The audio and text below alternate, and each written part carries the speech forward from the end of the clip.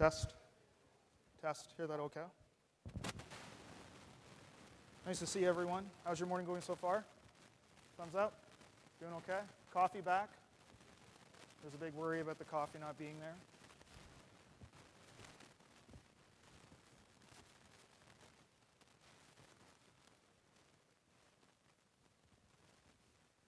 Sound still okay at the top?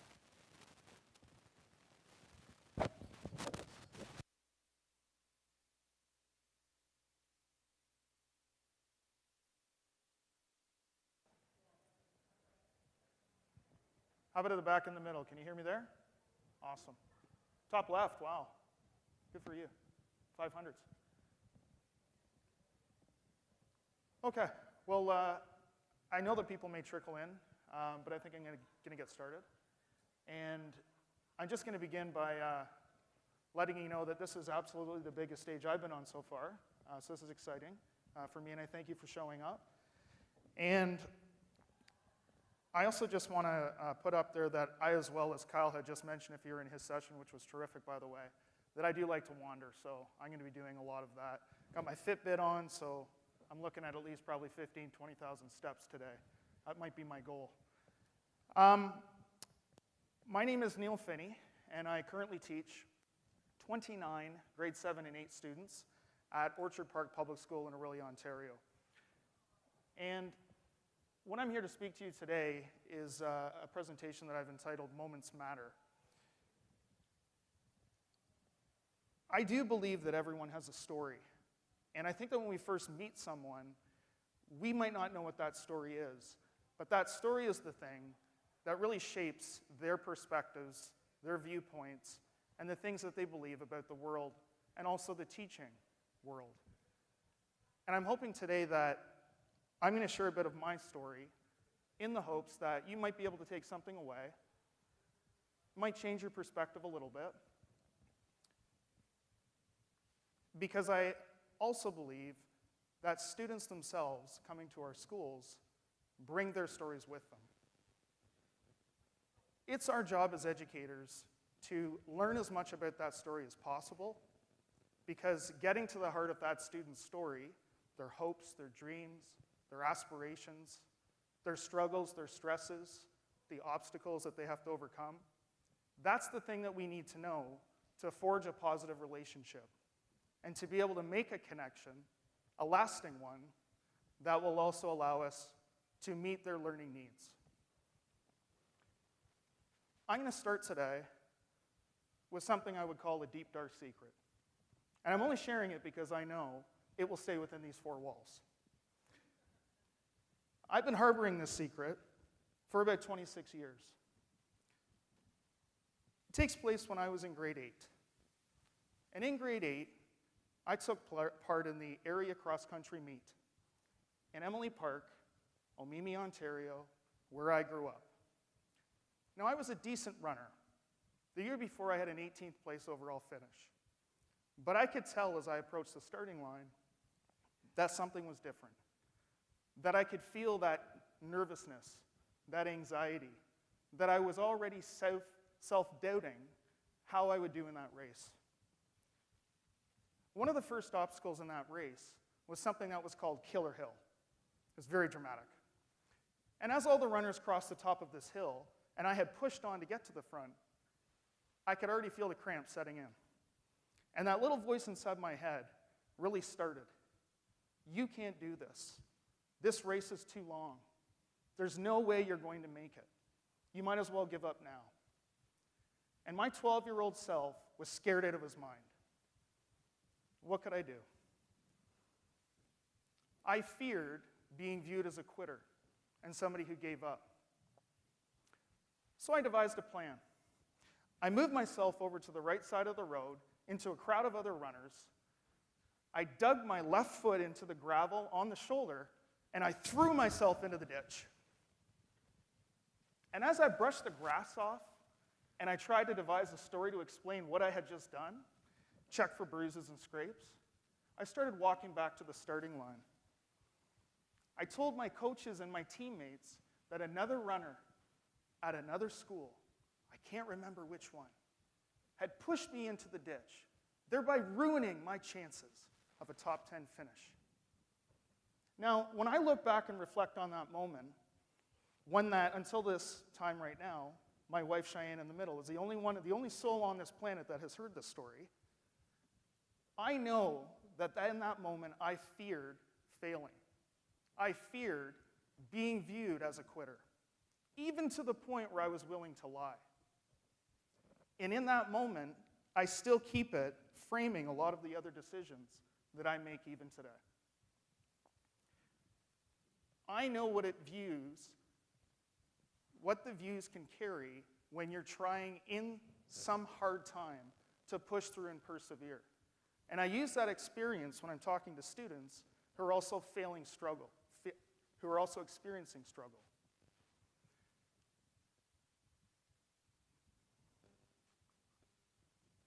The premise of my presentation today is what I'd like to think is momentism, or capturing moments. It's a carpe diem view of the world. It is that seize the day mentality. If you're a Drake fan, it's YOLO. It's the you only live once. But it's a little different because it's not acting in a frivolous way. It's not throwing caution to the wind. It's really got goals in mind and working towards goals that in your life, kind of like a bucket list, you want to accomplish.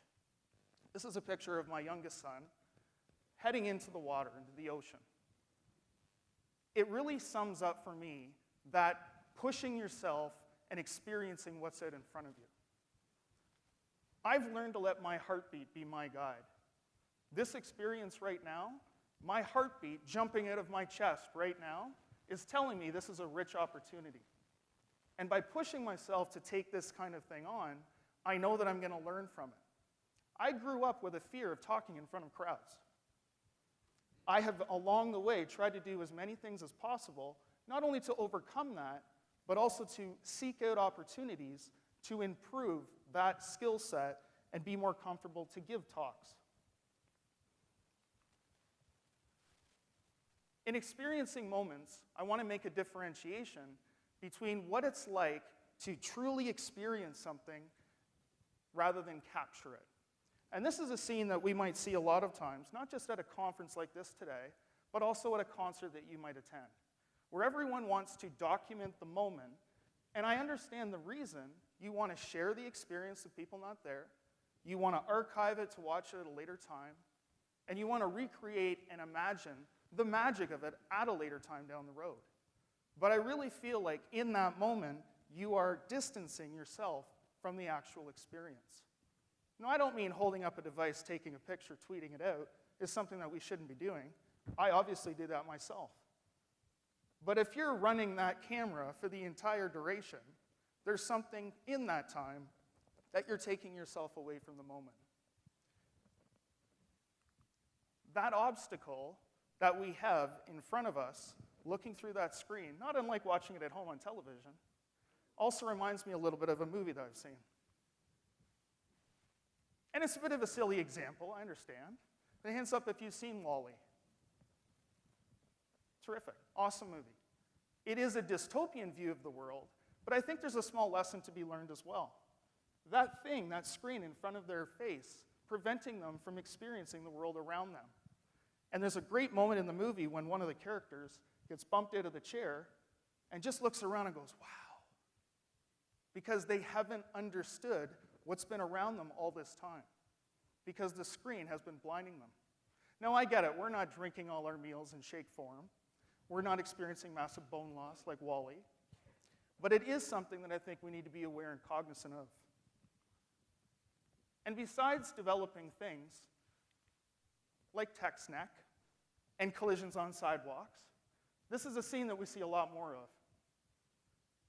There's an incredible world out there.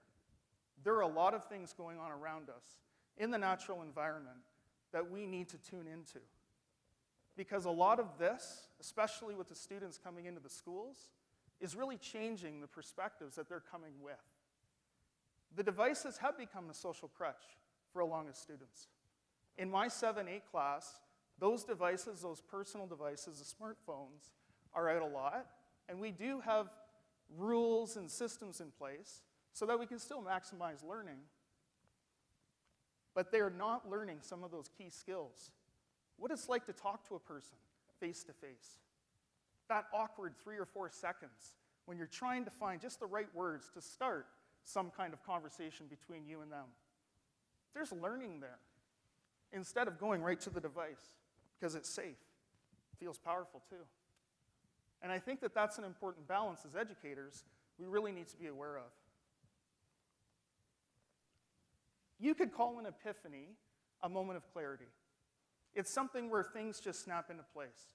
You understand something, perhaps even at a more profound level. It's often something that's initiated by just a simple experience, but it can be something life-changing as well, I believe. For me, I believe my epiphany started in 2011. Now, 2 very important things were happening during this time. One, I was unhappy in my job. I was in a teaching placement that I wasn't expecting, and I was dealing with stress every day, and I was dreading going to work. At the same time, in a physical way, I was experiencing a full-body itch with no underlying cause. And while I searched for an answer, seeking out dermatologists, allergists, neurologists, family physician, underwent scans, blood tests, biopsies, there was still no answer. It was an intense time for me to take stock of what was going on and to try to make sense of it. And it was also during this time that I realized there were only 2 things that would stop me from feeling that itch. One was sleep, which was often interrupted, and the second was running, coincidentally back to the cross-country story. And when I was running, it went away. I ran a lot, because it lasted 10 months. I was also reflecting a lot and started to write. And I was writing a lot about education in particular. This is where I believe my journey began. Because just a few weeks before Christmas, I was diagnosed with stage 3 lymphoma. And it was during this time that I actually felt a little bit of relief because I had an answer. I now knew what it was that was causing the physical reaction that I was experiencing. Being 34, young family, incredibly strong wife Cheyenne, 2 beautiful boys, ages 4 and 2, I now knew my job was to overcome this. And in doing so, other than my job, treatments, I had time to think, reflect, and write. And I started writing as an escape, but also a way to empty my head of all the stuff that I was trying to come to terms with, especially within the classroom. When you're sick, all you want is things to go back to normal. We rarely even use the word cancer. In fact, I rarely use it today.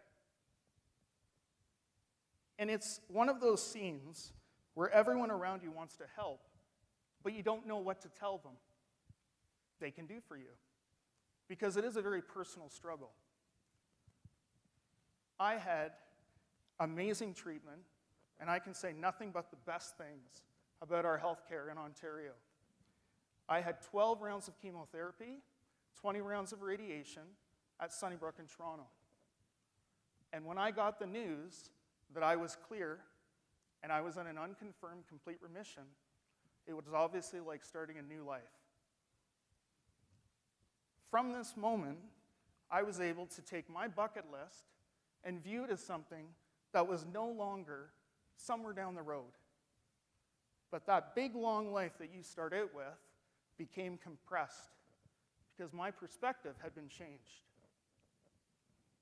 That compressed sense of time had forced me not to wait anymore and to look for those things that I really wanted to experience in life, with my family, and in my job as an educator. And I really started to write. And instead of just being something scribbled on napkins and Post-its, I started putting my thoughts onto the digital page. I would say that the first 4 words that really shaped my views on education came in my very first blog post. And it isn't very profound. Students are the key. Pretty simple, really. But these 4 words really shifted my view that I was no longer the teacher at the front in control of the knowledge. I was expounding it out to the students, filling them up like empty vessels, and that carefully controlled lesson was the way that teachers are supposed to do things. This really shifted my view to a student-centered approach, a constructivist approach, and a focus on active learning. I started writing a blog that I entitled Ignite, Incite, Inspire. Ignite ideas, incite discussion, and inspire change to the way we teach students. This was not a place where I was bragging about what I was doing in the classroom. This was supposed to be a springboard for an online discussion about things that really matter in education. And I was obviously putting my views out there, opening myself to criticism, because I wanted change, and not only how I was doing things, but also change for the schooling experience my own boys would experience themselves. Here's what I wrote. For any student, there is a carrot. As teachers, we strive to discover it, try to realize it, hope to find it. The thing that drives them. Teach to it. Remind them of it. Mention it as you have a minute walking by their desk. It will awaken them and give you a place in their world. Building rapport with students is nothing more than validating what matters to them. For me, it has always been respecting them and expecting it back. Intermediates especially want the freedom and attention that comes from being almost adults. Let them feel it when you speak to them, not at them. They will only remember the things worth remembering, which is 99% not taught, but experienced. From that moment on, I really focused on the experiences of the students in my room instead of just the curriculum I was checking off, the assessments I was collecting, the data I was examining, and the mechanics, I would say, of the teaching profession. And it's with that theme of experience that I started looking for something that I would call the surge, which is pretty hard to describe, but I'm going to give it a go with a short video clip.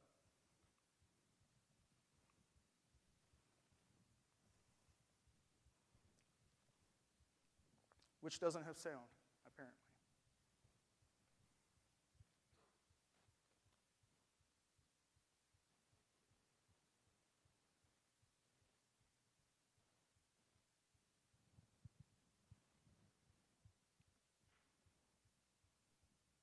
Is there a way we can get sound on that? Is that possible up at the top?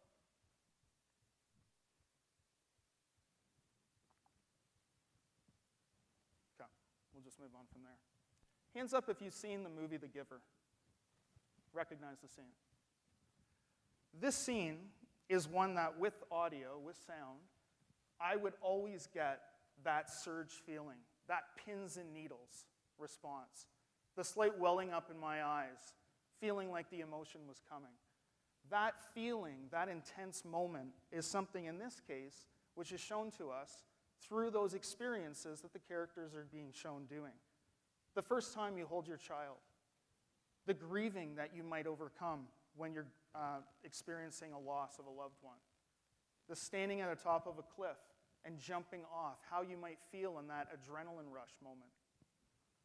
And it's this kind of thing that I believe we need to figure out. We need to figure out how to get that emotional response out of our students, how we can make that cerebral, that emotional push inside of them with teaching and education, because those are the things that we really remember. And in life experiences, those are things that I would say I would also find a lot in the natural world, and seeing something outside of school walls, for instance. My family had an opportunity to experience one of those moments when we were part of a one-year teaching exchange in Australia in 2015. This was the view from our backyard. Australia, I would say, one of the most incredible places on this earth. Incredible natural environment, so many amazing living things and creatures, so many beautiful people, an entire year of soaking up every moment that we could as a family. We did keep a blog, which we called the Finneys Down Under. And it wasn't just a way to share with our family and friends what we were experiencing, but it was also a way for us to later reflect back on some of those things that we had done in that country. We attended exchange events and met like-minded people and made some really good friendships. And if you know anything about Australia, you know what an intense place this really is. I would say most of the world's most deadly creatures are in Australia. I would also say that it's probably one of the most geographically unique places on this planet. It has an Aboriginal culture estimated to date back to 70,000 BC. And while we were there experiencing everything that we could, squeezing every drop in that one-year experience as a family, we were also making sense of those connections and what teaching was like in a completely different part of the world. One of the ways that I think that we can really get those moments that bring that response inside of us out to make something memorable is when we experience the power, I'm calling it the power of awe, but really is wonder. It's that moment when you just go, wow, I can't believe how big this is, how amazing this looks, how beautiful this moment is. And it's that kind of an experience that you see when you're standing at the base of gigantic trees. It's that kind of experience that you see when you're at the edge of a cliff looking over, in this case, the Shoalhaven. It's that moment when you're standing face to face with human artifacts and landmarks that are tens of thousands of years old in human history. It's that moment when you just know that you feel less significant almost in the world. The world is so vast and massive in scale. And it's almost like you think about that small screen that we have as computing power, and we feel larger in terms of its size. You take that away for a moment and look out over an entire area of land, you standing at the top of a cliff, and it does make you think. And you do feel that connection in that moment. That's where learning lives, when you feel those kinds of things. We also feel that, I believe, when we see, just for a moment, how incredible some of the living creatures on this planet are. When we get a small glimpse into their world, and they allow us to be a part of that.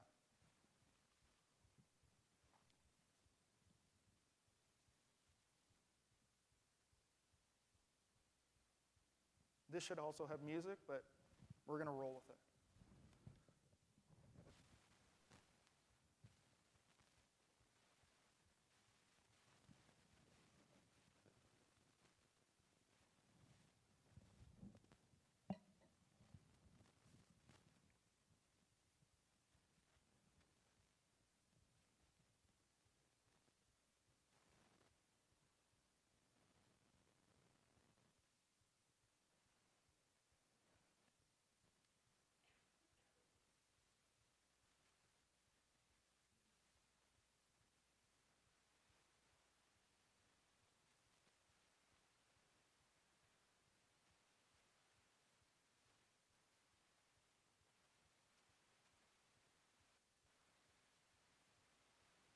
My wife didn't know there were two just behind her as well as I was filming. One hand on the GoPro, one hand just paddling because the coral was this far from where I was. So it was a careful balance lesson of film. And we had this incredible one start swimming right at me.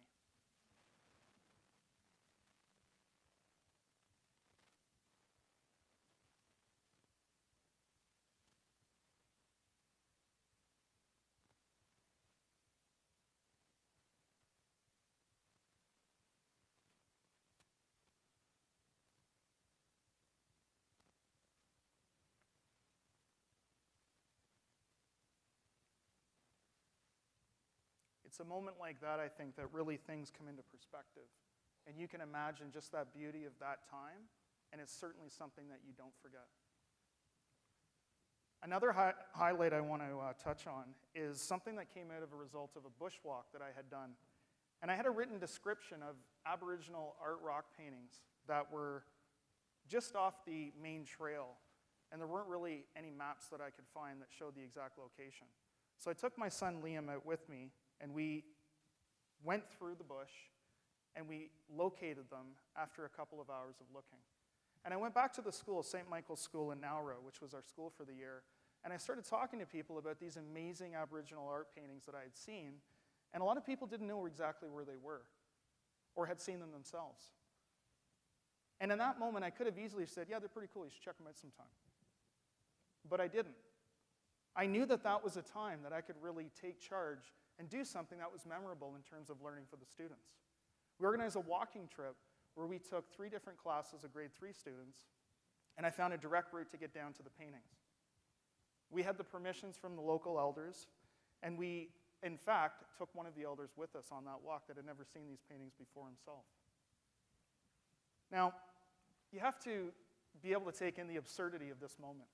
Here I am, a foreigner, a Canadian in Australia for the year, and somehow I'm able to show what I would say is a national treasure to the local school community as something that I've just stumbled upon on a bushwalk. Not only that, I couldn't find out a lot of information about how old these things were, what they might represent. So I went to Google. What can I find out? Because there wasn't anyone else leading that trip. It was literally me. So here I am taking down groups of 20 students at a time. This is on the edge of kind of like a cliff, kind of dangerous. A few venomous snakes out there. As a Canadian, that's something I like to talk about. And when we get down to the paintings, and we had parents come too, we started trying to make sense of what it was that we were looking at. Now, there was a structure protecting the paintings themselves, so it wasn't a complete secret, but on purpose, the trail didn't lead to the exact spot. And I can understand why. The less traffic is something that is able to preserve the location a little bit more, which was what I was aware of when I was getting permissions, should we do this? And here I am on the edge of kind of a cliff, and talking about what the paintings might represent. There was an image of what looked like a rainbow serpent. There was also 2 hands, which, as I researched, often represent what's called devil's hands. And there was a story that I had tracked down as well. And I'm sharing this to students who really are experiencing that moment of something that's right in front of them. In fact, 20 minutes from the school that they've attended. And the learning happens because we're talking about something that is tens of thousands of years old. The estimates might be 25 to 40,000 years old that these paintings were. I've also had the opportunity to teach for a year in England with my wife. And in every one of these experiences, teaching in England and Australia and in Canada, in Ontario for about 14 years, it really is the connection that matters. It is that relationship that you form with a student that allows you to access them and the learning that they get. And the conditions that you set for learning come out of their interests and their passions. Being a parent allowed me to be more empathetic. I now picture the parent standing beside a child when you have that difficult situation that you have to try to resolve. What would their parent want me to say? What would their parent think is the best way to handle this problem? Now I take myself and I put it beside that student and say, what would I want to hear? How would I want my teachers that are educating my boys to deal with this problem? What are the right words and what's going to get down to something that's a lasting solution? I think reflection is the #1 catalyst for change. And I think that reflection is the thing as teachers that we absolutely have to do if there's any growth at all. It doesn't matter if you're blogging or tweeting or putting your words online. It matters if you're doing it at least in your head. It matters if you're thinking about that thing you just taught and wondering, how is that best for students? How is that idea taught in that way, using those resources towards that goal, the absolute best thing I could have done for the class in that moment? That reflection is the place where growth happens. I think we all start as teachers being quite worried.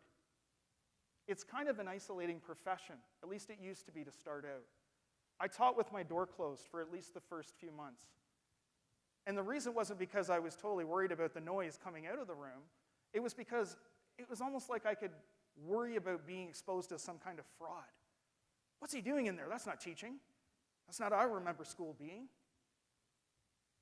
We really have to let our guard down because teaching has changed dramatically in at least my time in this career. And it's such an exciting time to be an educator because there's so many incredible things happening. This conference is a prime example of it. An opportunity to connect with educators nationally, as well as outside of our country even, and talk about the things that we know matter for students today in an uncertain world towards careers that don't exist, and so on. You start letting your guard down, you start doing what's best for kids, that's teaching. You hear those things like, don't smile till Christmas. Clearly that is not an easy one to pull off. I mean, I was pretty good at it. I'm like dead inside. I'm a bit of a robot. But for a lot of other teachers, they struggle with that.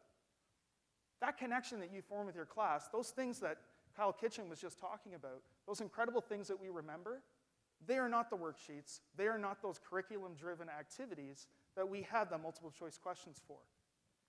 In grade 8, I remember 3 things. My grade 8 year consisted of the trip, of course, which coincidentally was to Niagara Falls. I also remember an elective where I got to play broom ball at the local hockey rink. And I remember a statistics lesson in math where my teacher took the newspaper, took the baseball batting averages, and somehow taught us in math that day how to calculate a batting average. And I'm an educator. Those are literally my 3 memories. What are the students in my room going to remember? It's going to be those things that really get to the heart of who they are and what their interests are. And that's where my movement has taken me. In Teachers College, you have that self-reflection at the bottom. That's the first thing that went when I started teaching full-time. I was not filling out the self-reflection every time that I had that lesson plan for every subject. Times 8 subjects, times 2 grades, times 29 students.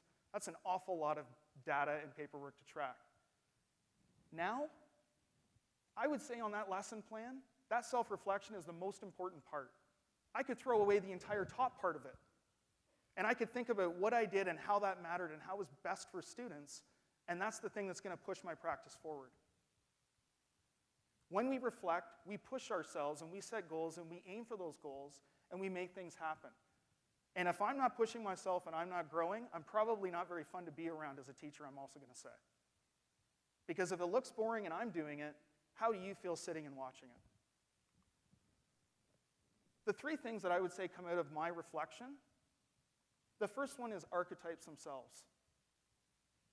We have an opinion about school because we've all been to one for the most part. We think we know what a school looks like.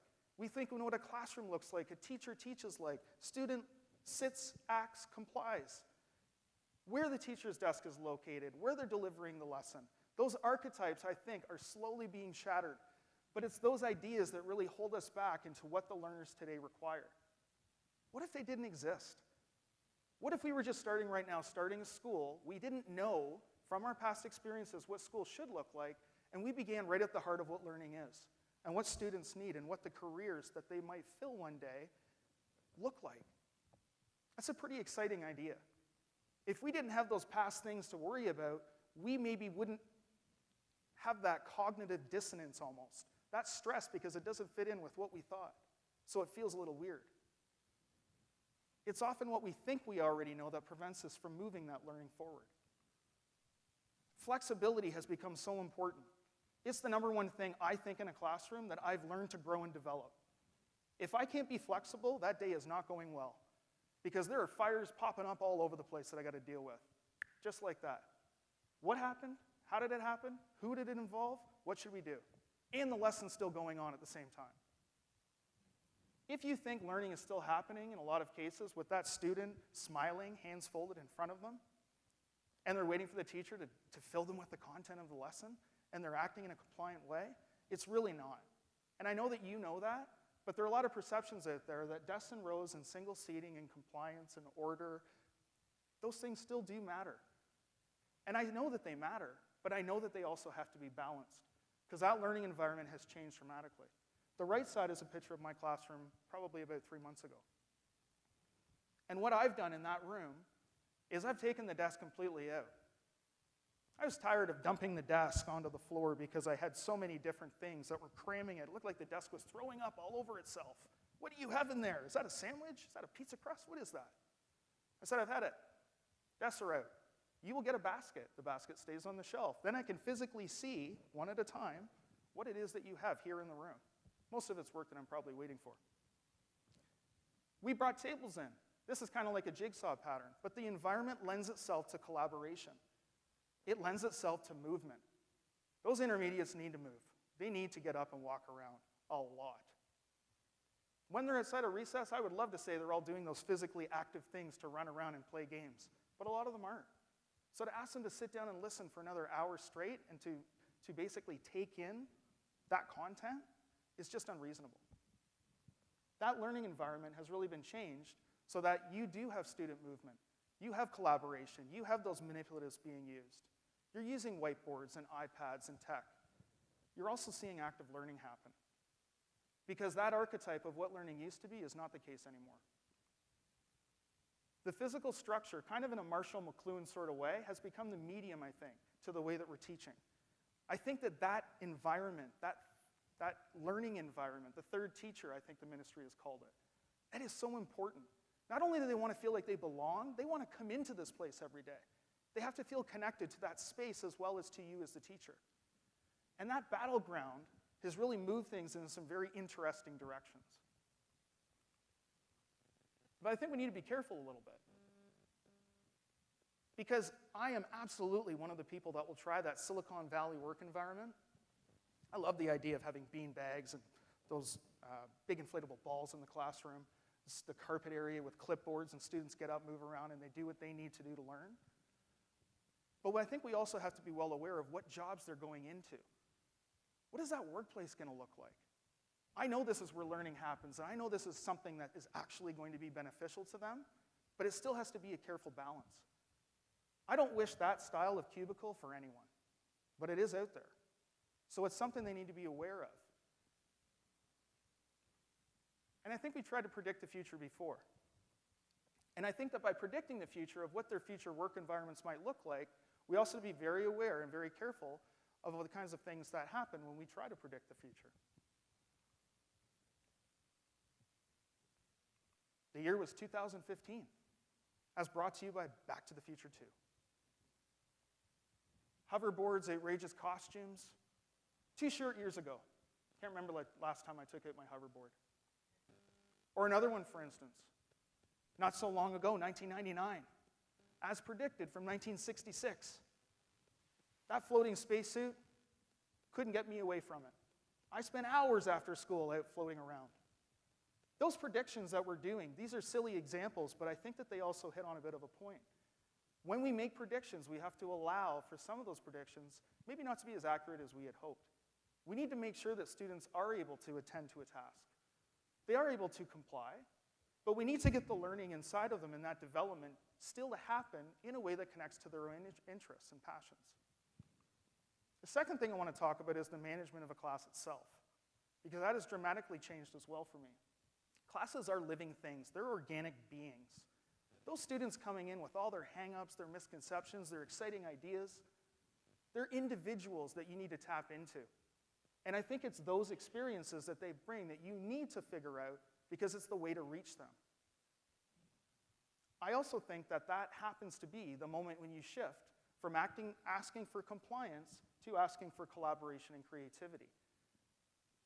I spend less time now trying to keep the troublemakers in check and more time trying to design learning tasks that keeps everyone in check and engaged. Because my old approach of trying to keep just the troublemakers in check and get to the lesson and get to the learning, it's endless. It's day to day. And there's a reason that that person might be viewed as a troublemaker. Perhaps they're disengaged. Perhaps there's somebody that there are basic needs not being met that I need to get to the heart of first. And that shift in management is something that is done when you give them tasks where they're actually being asked to connect to the global world out there, when they're being asked to build a better world for themselves and others, projects that ask them for creativity and collaboration, projects that get them to think about how the world and the experience of people on this world could be improved somehow by their own ideas. Tasks that get to those big ideas themselves. Synthesizing the research in ways that they actually can turn it around and form conversations and persuasive arguments. Not just those fill-in-the-blank activities and worksheets. Ways that actually get them to think and struggle and worry and talk to other living people in the room to come up with plans. Things that ask them to design their own environments that people would want to buy into. I get them to design, say, an energy-efficient school. You have 2 hours to build a model. You have 2 hours to create a media presentation. You have 1 hour to persuade us with a report of why your design is the best. Those are things that carry on long after that one day. Because I have 3 students right now that dread talking in front of the class. And slowly through the year, I've seen them start to morph into people that are willing to get up, maybe as a group of 5, then as a group of 3, and one person is very close to doing something just on her own right now, I'm sure of it. And it's those small successes through learning that actually gets them interested that is our job as educators. We've also been having a lot of fun with things like makey-makey instruments and STEAM projects where you take those recycled materials. You design your own instrument, you code with Scratch, and you attach a kit. And it's that theory mixed together with the practice and that practical application that really allows the technology to take a life of its own. The musical video would be better with sound as well, I'm going to say. It's Mary Had a Little Lamb. It's quite remarkable. I'll see if I can post it out later and provide a link. This is a project that was done in one day with our librarian, who I would say is probably more of a STEAMologist these days, building all kinds of interesting things in coding and makey-makey kits, robotics. The kids totally bought into it. Not only did they have cool-looking instruments and they were showing how they could play music with it, we had them form a band and they had to coordinate the same song. So that one instrument, that saxophone, would be paired up with drums and a guitar and some kind of wooden flute, I believe, and they would all play it in a coordinated way. These are things that the students are going to remember. Genius Hour, Kyle Kitchen mentioned it just in the last presentation. This is something I've been playing with for a while, as well as self-directed learning. This is where you really find out what kids care about, what they're interested in. These are the kinds of things that they actually will show their full potential and activity, task time, because they want to make sure the learning happens outside of those school walls. You have kids taking projects home because they want to keep going. You have students showing up the next day with more work done on it because it's actually something that matters to them. This 1 hour, maybe once a week, is something that students might struggle with. I do have students that can't come up. I don't know what. Well, what do you want to learn about? What really matters to you? Or meh. I like meh. Meh. That's the part where they think I'm going to give them their topic. Really? There's nothing? So what do you do when you leave school? What do you spend your time doing? What matters to you? Is it friends? Is it sports? Is it video games? Is it reading? Is it playing music? Is it Lego? Let's turn that into something that you actually can show your learning through. And I'm okay with the struggle. I'm okay with that awkward silence between them, where they just want me to give them a topic. But I'm not, because it ain't mine. I don't want to pick my own topic. I got my topic. Right now, I want to learn more about how to play the guitar. Really, Mr. Finney, that's what you want to learn? Well, if I had all the time in the world, absolutely. I would actually play the guitar. It's just there in my closet. I can point it out. It's been there for many, many years. But what do you want to learn? I'm giving you the time and the resources.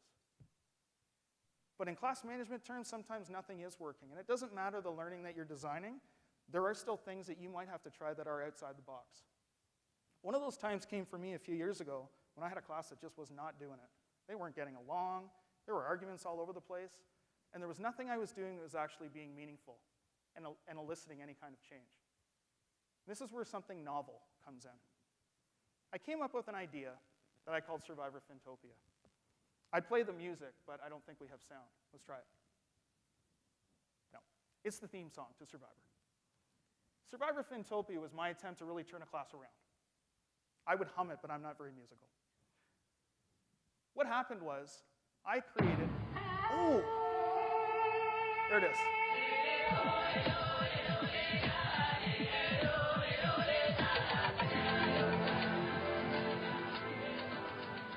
I could have danced, but I wouldn't have done it justice, I know it. I came up with an idea to really shake things up, because whatever I was doing wasn't working. So I created the sorting bag, a little bit like Harry Potter, I would say. And I had the students all draw a color, and that color gave them their team. And as a team, they came up with a team name, a team flag, goals, so that if they won a round, they could actually choose one of the rewards off the list, and as a group, they'd be able to enjoy it. Now, this is a few years ago now, maybe 5 or 6. So I had students saying things like, we just want 1 hour where we can use our own personal devices. That happens a lot now, just for no reward at all. But for that 1 hour, those students at that time, they might sit in the back of the room and they might hang out as a group. But they also did things like, we just want Dairy Queen Blizzards. That's all we want. Well, I know where I can get those. That's fine. But for the teams that weren't working out, they would get torch cards. And if your team got 3 torch cards, we would have a tribal council. And at tribal council, they would problem solve. What went wrong in your group? Who's not turning in the works, for instance? Who's leaving messes on the desk tables? Who's showing up late? Because at that time, late was still something that I was monitoring. I would say less so now. That's a whole other talk. But this was something that I had tried that actually had a lot of positive consequences, and it certainly wasn't in any of the books that I was given during Teachers College. Just a weird idea, something novel, something strange. Let's see if it works. Novelty, I think, is the third thing that I would change if I was talking about ways that reflection have really moved my practice. Entering video contests where the students are creating media and putting it out there into the world to see what would happen. How is it going to do? What will the public think if they're voting on it? We were using a lot more of things like green screens in class. They were creating videos in this case for a contest where they were pushing a national park and encouraging people to visit that park. We had the local newspaper stop by and ran a story about it. The students are engaged because it's something that lives without that constriction of the 4 walls of a classroom. And I think it's that novelty as well that you see when you enter contests and challenges that change their own actions. We're just finishing up an energy diet challenge. Hands up if you've heard of it. A couple people, great. So this is something that's, I believe, sponsored by Shell, but Canadian Geographic as well. And it has a challenge list of 25 challenges where students have to do certain tasks to gain points. Last year when I did it, we created, I think, 4 different challenges results out of 25. It was all right. This year we just finished our 22nd. This is all I've done for the middle block for the last 3 weeks, though, because I'm pulling science and language, in a lot of cases geography, a little bit of focus on media through things like creating videos, but we also gave up power. We did 15 hours no power, every plug taken out of the wall. Lights off, windows open, hopefully a sunny day. We had students turn over their personal devices, which is always a test in grades 7 and 8. I'll hold it, I'll lock it up for the day, or just keep it at home for the day.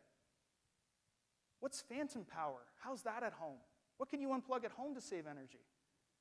Let's go through the garbage. Let's do a waste audit. What's in there? How does that affect energy use?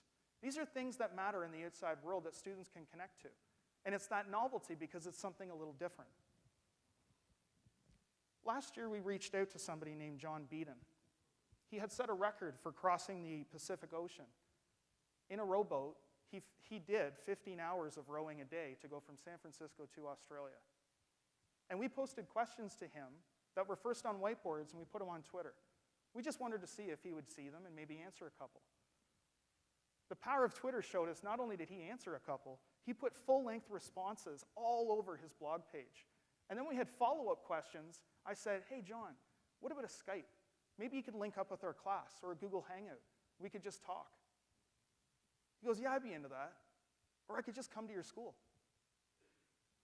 And he did.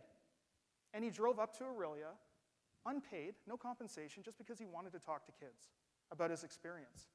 What it's like to row a boat across the Pacific Ocean 15 hours a day. I believe it took him 209 days. He had beat the previous record, and I also believe he had done the Atlantic before. So it was on his list. He came to our school, gave an amazing talk about grit, resiliency, determination, but all of those struggles that he had, horrible weather that delayed his progress, and the kids were completely engaged. They were listening, they were thinking about it, and they were reflecting on what kinds of things they would set for goals in their own lives. And I would say icing on the cake was, when he came to our school, he had printed out about 300 photos and personally autographed each one. He handed it out to every kid in that audience. And they took it home with pride, and they had a story to tell about what today at school they had listened to and learned about. And this amazing guy, and you should see what he did. Of course, they could go online now, and you could watch the CBC News footage and the interview of him showing up just off the coast of Australia near Cairns. This is a novel experience that really is that memorable thing that we had talked about a little bit earlier this morning. We read a story called Hiawatha and the Peacemaker. written by the great musician Robbie Robertson. And I use Twitter a lot in my class, and I have a class Twitter account, and I allow the students, here's your device if you don't have your own, and I want you to use the class Twitter account, and I want you to take pictures when I'm reading it. I want you to tweet out what you think the main idea is. What connections can you make? What can we infer about the title? Whose point of view is the story told through? And I also teach them about things like hashtags and mentions. So we use the hashtag Finney78, just kind of archiving the year's progress and what we were doing. But we also tried to mention Robbie Robertson. And one of the students in my class had tried to mention his official account, but it wasn't the official account. So they posted a tweet, and the tweet went to somebody named Robbie Robertson, just not the Robbie Robertson. And while that person could have just ignored it, left it, he actually tweeted out, this random Robbie Robertson, hey, Robbie, these kids really love you. And then the real Robbie Robertson picked up on it and then liked and retweeted that Twitter post. That novelty isn't something you can script. And it's a pretty cool thing to show students in the room that this is something that they're a part of, and I don't even know where it's going. Let's just put it out there and see what happens, because it's definitely different every time. Hands up if you've used an app called Erasmus before. Great, few people.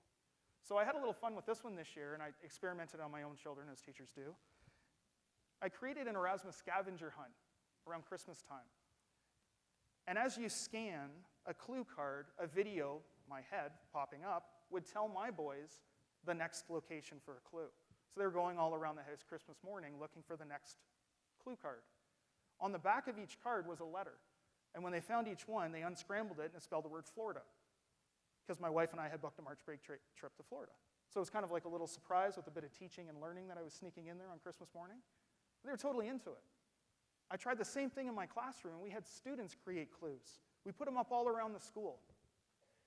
And they would write the clues and describe where the location was for the next one, and have a pair of students go around with an iPad and try to figure out where the end of the yellow brick road might take them. And they had to provide a prize. Now, some people got something like a little candy cane, because it was right before Christmas. But in some cases, the prize was learning, just written on a little Post-it there. You win learning, which is kind of funny to intermediates. They have a weird, twisted sense of humor. But this is in the week before Christmas, when we're really just holding them in. Actually, we're holding ourselves into, because we're really counting down each and every day. And they weren't falling off the rails, as the expression goes. They were engaged. They were doing something with a technology tool that mattered to them and that was interesting. In my classroom right now, I use things like Seesaw for students to post their own learning and reflections, a lot in math.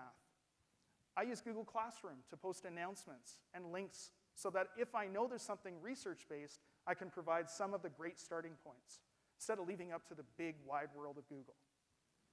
We use Dropbox, and in the past, and we've moved into more Google Drive now, because of the direction that my school board has taken in Simcoe. That Google Drive is a repository, it's a storage space for every student assignment that I ask them to upload.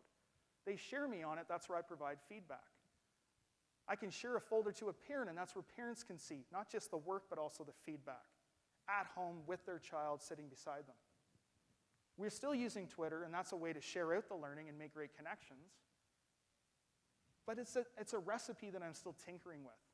There is no absolute right or wrong answer for which tool is the best thing at this time. It really is whatever works for you, and it's completely a work of progress for myself. Sir Ken Robinson has done some great things in education, has some amazing views. And one of the quotes that I really like by him comes from The Element. It says, "The fact that given the challenges we face, education doesn't need to be reformed, it needs to be transformed. Not to standardize education, but to personalize it. To build achievement on discovering the individual talents of each child, and to put students in an environment where they want to learn and where they can naturally discover their true passions." I think this gets to the heart of it. It is that student-centered, passion-based approach that forges the connections that allows the right conditions for learning. And I think that in this case, we need to acknowledge we are in the greatest profession in this world, in my opinion. And it is an exciting time in education. We're building better human beings, not just developing students through the grades.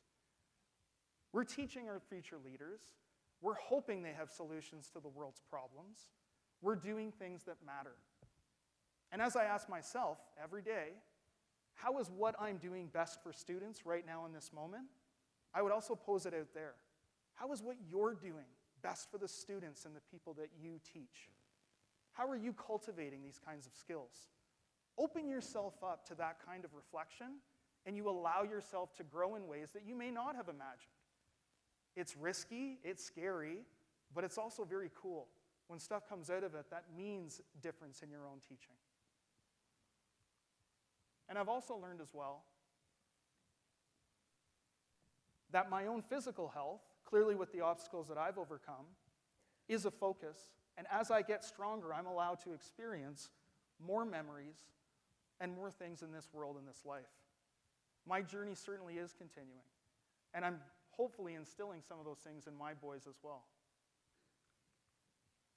That moments matter, but it's our perspective that shapes our experience in the classroom. And when we need to know what that story is the student is coming in with, finding a little bit out about it and where that perspective has really been created from, it allows us to actually, down the road, reconnect and even see where they've gone.